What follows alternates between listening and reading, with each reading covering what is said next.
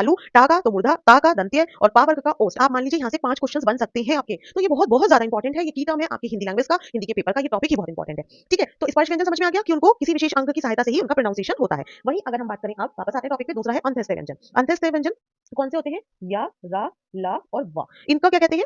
ये स्वर और व्यंजन के मध्य में स्थित होते हैं। कहाँ पे होते हैं? स्वर और व्यंजन के मध्य में स्थित होते हैं। ये आधे स्वर होते हैं और आधे व्यंजन होते हैं। इनके उच्चारण में जो आपकी जीवा जिह्वा है वो ज्यादा सक्रिय नहीं होती, जैसे कि वर्णों में होती है, और कुछ जो है इसमें व्यंजन होते हैं, इसलिए इन्हें ना तो हम स्वर कहेंगे ना हम व्यंजन कहेंगे। ये आधे स्वर होते हैं और आधे व्यंजन होते हैं।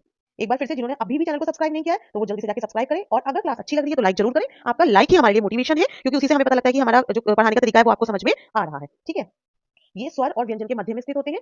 स्वर और व्यंजन के मध्य में स्थित होते हैं।